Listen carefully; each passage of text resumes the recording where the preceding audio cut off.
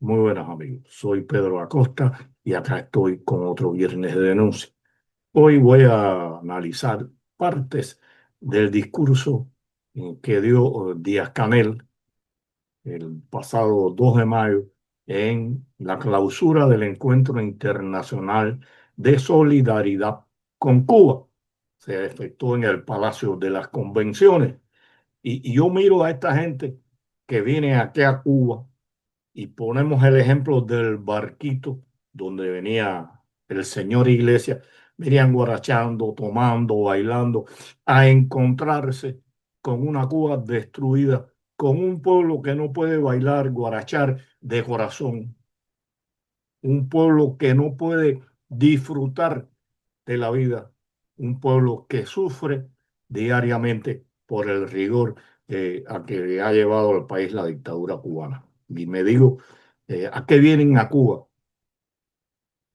Vienen a Cuba a mirar los toros desde la barrera.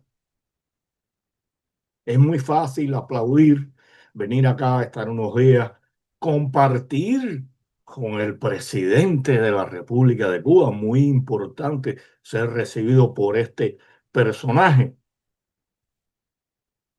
Disfrutar de lo que brinda Cuba a aquellos que vienen a darle solidaridad. Es muy fácil, repito, aplaudir la resistencia del pueblo cubano. Eso es hipocresía. Eso es expresar o dar a entender lo que realmente no se siente. Ninguno de ellos viene a compartir con el pueblo, ninguno de ellos viene acá a reunirse de manera independiente con la gente de abajo, con los indios, a vivir como vive el pueblo cubano. Y los que vienen, está el ejemplo de Ana Hurtado, que salió huyendo de un juicio en España, y esa Ana Hurtado, comunista, socialista, revolucionaria, no vive como vive el pueblo cubano. Seguro que si viviera como el pueblo cubano, regresaba inmediatamente. Y voy a poner un ejemplo de lo que vi en 1973, finales de 73 y principios de 1974, en el taller donde laboraba en ese entonces en la industria deportiva. A raíz del golpe de Estado que se dio eh, por Augusto Pinochet en Chile, un grupo de chilenos comunistas arribaron a Cuba, vinieron a exiliarse en Cuba. En el taller del que les hablo, vinieron 4 chilenos comunistas revolucionarios, una actitud muy valiente. Se les dio plaza que no hacían falta, incluso a los que venían con su familia se les dio casa cuando había tantos cubanos necesitados de casa. Pues bien, estos, cuando empezaron a ver lo que era en realidad el socialismo y lo que tenía Cuba para ofertarle, no estuvieron ni 4 meses trabajando ahí. Todos partieron a Francia, España o Italia. No se quedó ninguno, porque vivir en Cuba y venir a darle solidaridad a Cuba de vez en cuando y vacilando, paseando y compartiendo es una cosa, y vivir, como digo, y sufrir con el cubano es otra. Es muy fácil eh, eh, hablar, defender el socialismo, defender a la revolución, no, defender a los dictadores. No vienen a defender al pueblo cubano. Es muy fácil hacerlo cuando usted vive del capitalismo y en el capitalismo. Y vamos a ir viendo algunas de las cosas que dijo Díaz-Canel. Voy a empezar por una, ¿no? Que es muy importante. Está refiriéndose, en este caso, a que si no fuera por el bloqueo, nosotros, dijo, refiriéndose al PCC, me imagino, pudieran haber logrado muchas más conquistas, que la revolución hubiera podido lograr muchas más conquistas. Y me pregunto, ¿cuál conquista? Destruir la industria azucarera que costó a nuestros ancestros más de 400 años en desarrollarla.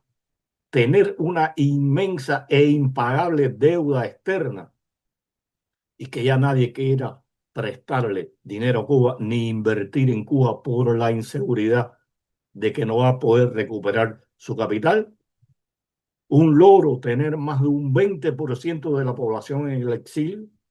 Es ahí otro logro. Un decrecimiento demográfico impresionante e imparable que está costando y va a costar aún más caro dentro de unos años si aún permanece el castrismo en Cuba a quienes en el país vivan, a esos jóvenes que van a tener que mantener a millones de personas mayores de 65 años. Eso se va a pagar. Haber destruido la industria en general del país, tener un 48% de la población necesitado de casa, de vivienda. De esos logros habla Díaz-Canel y vamos a ir entrando ya en algunas de las cuestiones que Díaz-Canel planteó allí. Dentro de lo que le dijo a esta gente allí presente era que había que ser valiente en estos tiempos para venir a Cuba. ¿Dónde está la valentía?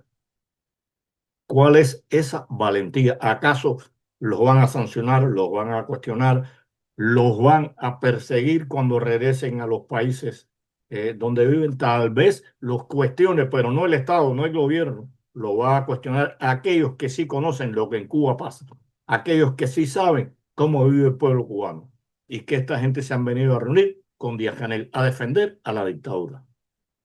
Y este hombre, tratando de elogiarlo o elogiándolo, que hay que ser valiente, le está levantando el espíritu revolucionario a estos hombres. Y plantea también que un mundo mejor es posible como nos enseñó Fidel. Y habla de que hay que tener un modelo nuevo, este modelo nuevo que se ha querido implantar. Estaba hablando del socialismo, el socialismo que ha fracasado donde quiera que se ha intentado implantar. Y claro que un mundo mejor es posible, pero no bajo el socialismo. Está demostrado que el socialismo no resuelve, al contrario, aumenta los problemas de los países, destruye la sociedad, destruye la economía, reprime e impone un gobierno por la fuerza. Y bueno, aquí habla de una frase, o usa una frase que atribuye a Fidel, que más lo oí utilizarla fue Laje, y posiblemente sea de Laje lo que no se atrevió a decir de dónde procedía la frase. Y esta es decir que internacionalismo, solidaridad internacional es compartir lo que tenemos, no lo que nos sobra. Y uno dice, ¿qué se tiene en Cuba? ¿Qué le sobra al cubano? Al cubano le falta. Y eso ha sido una de las cosas más dolorosas y más terribles por las que ha tenido que pasar el país. Ver cómo se regala solidaridad, no, cómo se da, cómo se brindan, cómo se ofertan recursos del país. Eso es lo que ha pasado en Cuba. Y habla este hombre de compartir lo que tenemos. Cuba no tiene nada. El pueblo cubano no tiene nada. Yo quisiera ver si realmente él, Fidel y toda esta gente allá arriba comparten con los vecinos, si es que hablan con ellos, lo que tienen. Comparten su carro, su comida, su ropa, sus viajes. Pudieran compartirlo con su pueblo.